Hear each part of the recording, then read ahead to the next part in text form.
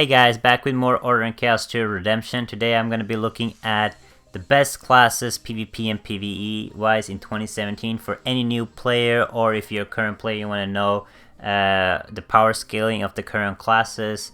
I'm gonna go through all those 5 classes. Warrior, which is a melee class, both designed for being a tank and being a DPS. You have the Ranger, which is a long range attacker who does a lot of damage and can heal itself, but is defense wise isn't that strong. You have the Mage, which is also a long range attacker, has a lot of stuns, does a lot of AoE damage.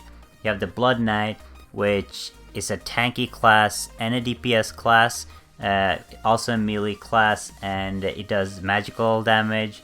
Then you have the Monk, which is also a melee class. It's more of a little tanky, does a little DPS, and it's generally a support class which can help your teammates. So I'm going to be looking at the power scaling. This is not going to be a guide on how to use the classes, but general wise, the power scaling of the classes. I've been doing PvP all 3 Battlefield seasons, and I've played this game since it came out, so I have some knowledge about which classes are the strongest that you do daily PvP almost, or weekly. And I will let you guys know which classes have been changed the most. And now I'm gonna start from the strongest class right now, which is the Blood Knight in PvP. It's the strongest class, and in PvE I've ranked it as the 3rd strongest class because it's the best tank in dungeons right now, and in PvP it is the strongest class. The reason why it's the strongest class in PvP is it hits very hard. It has one of the, it does magical damage based on their physical might, so it hits through a target pretty fast. As you can see here, I'm basically locked in a stun lock on my warrior, and I can't move at all. I'm silent. It does a lot of silence, a lot of stuns, and I'm already 10% before I can hit my first spell. The reason why it makes the Blood Knight so strong is not only its offense, as you saw now, the stuns and silences and the combo. It also uses his HP to drain his HP and gain HP every time he does damage. It also has a it's the most tanky class, more tankier than the tanky warrior because of the new skill, the bubble they got from the level 55 spell, make it also the tankiest class. It has also a lot of mobility. It has spells such as the bubble giving the Blood Knight more speed, and it has other spells which will give it more speed, so it can run faster, catch targets, hit hard. It has a charge spell, which is like a skill spell. You have to aim your charge, and as you can see here, it's just the insane stun lock, which you can't get out of. And if you're camping a base and trying to hold a base, it's just gonna come straight in and just stun and silence you. And also keep in mind this isn't the max gear Blood Knight. I'm a max gear, almost max gear PvP wise, but this isn't the max gear Blood Knight, so it can get a lot stronger. It can probably kill me in one rotation. And now I'm gonna show you a Blood Knight versus a Ranger. Ranger is the Blood Knight is like counter class, mostly to a Ranger. It can kill it in the lock, as you saw there. The Blood Knight didn't even finish its combo, and it killed the Ranger in one combo. So the Blood Knight is a very strong class, and every update or every time they do class balancing, the Blood Knight always get a buff. The Blood Knight hasn't gotten a nerf yet, so it's a class that is doesn't get a lot of changes, usually gets a buff, and will always stay as a good class. PvE wise, it's also very good because it does a lot of damage, and it's the most tanky class, meaning that it can tank every boss and every dungeon better than any other class, and it can deal a lot more damage than the monks and warriors, making it very good in dungeons. And the thing is, the Blood Knight is underrepresented. It's not a lot of Blood Knights around, so there's only so many Blood Knights you will see in the top leaderboards, but they are very strong once you learn how to use them. Here you can see how tanky the Blood Knight actually is. I'm gonna use my full warrior combo on the Blood Knight with the shield on, and right here is my full combo. I barely break its shield, so it can run away and do its combo on me. You can compare this combo. I do this combo later on a ranger and on a warrior, so you can see how much HP I take from them. So the Blood Knight is the strongest class right now PvP wise, and it's the third 1 to 3rd strongest PvE wise. Now we go to the second strongest class, the Ranger, PvP wise. The Ranger does a lot of damage. As you can see here, I duel the Ranger. Look how fast my HP drops. While I'm trying to catch the Ranger and charge it, I'm already dead because the Ranger hits so hard and you can't catch up to it because of the range. You have to get close enough to get a stun off or get a charge off, so it will kill you before you can get to him. But if you manage to get to the Ranger, then the Ranger is the weakest class defensively, but the combo it does is really does a lot of damage, and every update's done almost same amount of damage, so it is a class that doesn't get changed too much on and doesn't like it's a very strong class, and especially PvE wise because of the damage.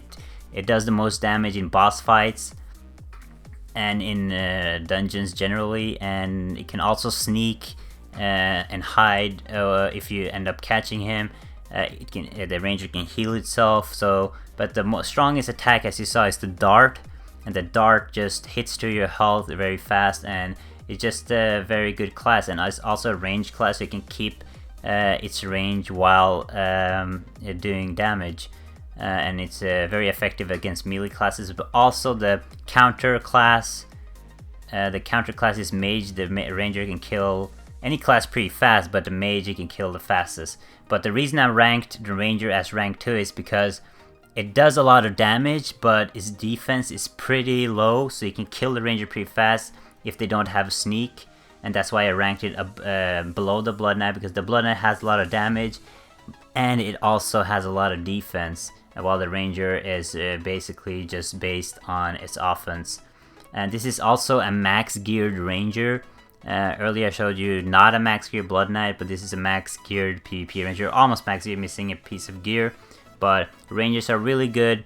I think it's a lot. There's a lot of Rangers in the game compared to Blood Knights, and that's why you see so many of them in the leaderboards. You need a Ranger usually to do Battlefield, because they can use their distance to get mobs, kill enemies pretty fast, and it's just a really fun class in the end to play. So as I said, Ranger I will rank the second highest, and usually you need a Ranger in your team if you're gonna do competitive Battlefield and PvP. And as you can see here, the counter class which Rangers can kill the fastest is the Mage. Yeah,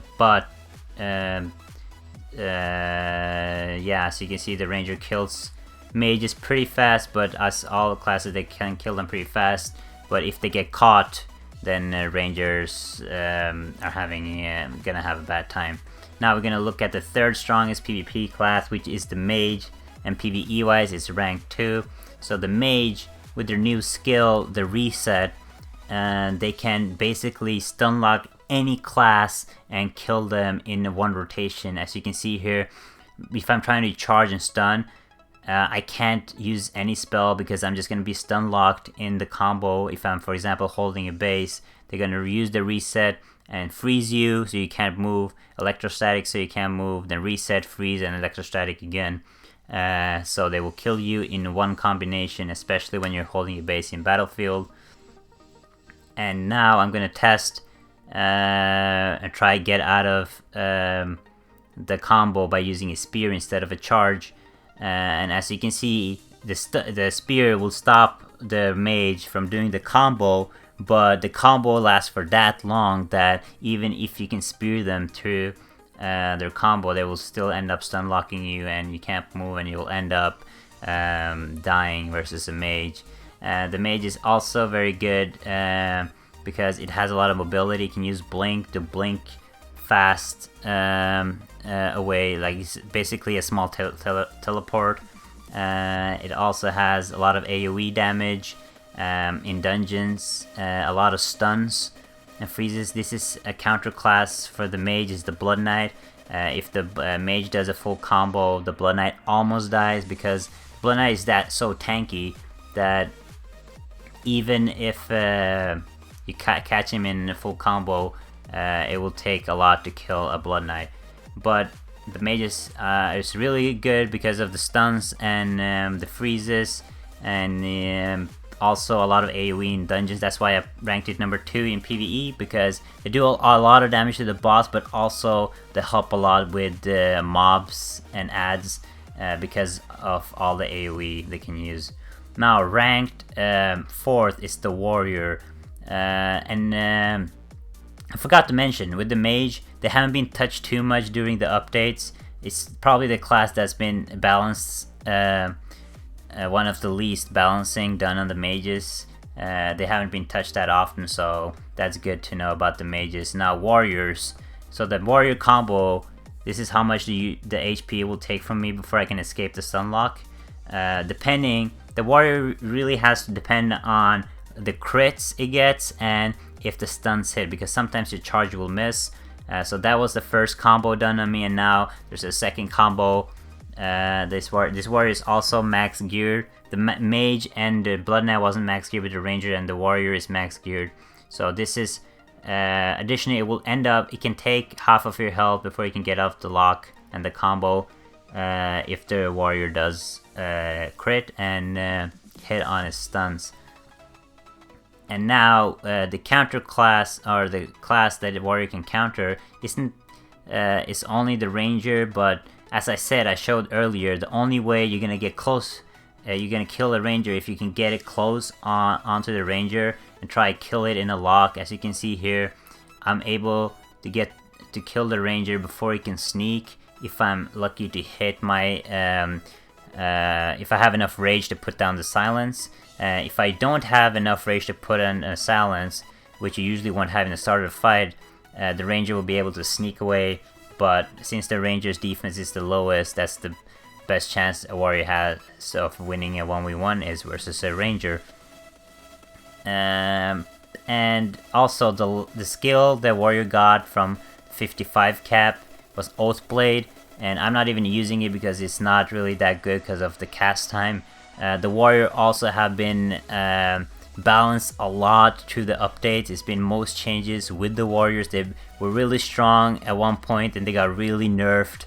Then they got buffed again. Then they got really nerfed again. So playing as a Warrior myself is really just you never know what's gonna happen in the next update. Suddenly you're really nerfed. Suddenly you're really strong. And right now we're below average, but since there's so many Warriors, they're presented good in the battlefield ranks and PvP. And in PvE, they're not really that good. I ranked them last because offensively they do the worst damage, and defensively you have better tanks such as Blood Knights.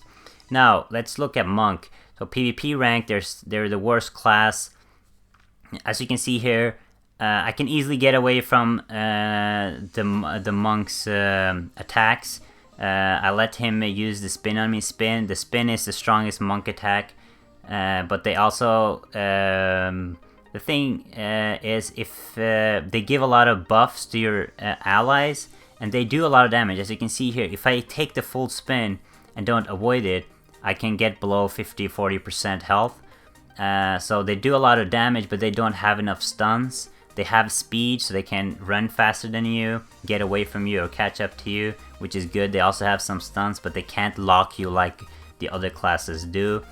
And the counter class, again, is the Ranger. They can kill Ranger the easiest, which is usually normal for every class. But the biggest issue is being able to catch a Ranger. But if you're able to catch it, you can kill the Rangers pretty fast. As you can see here, the Monk will do its combo on the Ranger, so you can see how much it hits. And in PvE, the Monks are actually very good. I ranked it 4 because the other 3 classes are just that strong that you can't compete with them. But in PvE, Monks are really good because, first of all, they give a lot of buffs to your allies, so they will support all of your friends. So if you like being the support class, they're really good. They can heal you, they can give you more critical, they can give you shields, and they're good defensively. They can tank for some time and hold aggro for, and they can do a decent amount of damage AoE wise and single target wise. so they're really good PvE wise, and as you can see here, the monk can kill a ranger pretty easy if you're able to catch the ranger. So guys, I hope you guys enjoyed, and I hope this was helpful for you guys. And also, I forgot to mention the monks. They don't get it changed, they haven't been changed too much during updates. I think this is the first time they got really affected, was from the level 55 cap. But yeah, this is my opinion on the strongest to weakest class. If you have a different opinion, make sure to comment below, and I hope this was helpful. Thanks for watching, guys.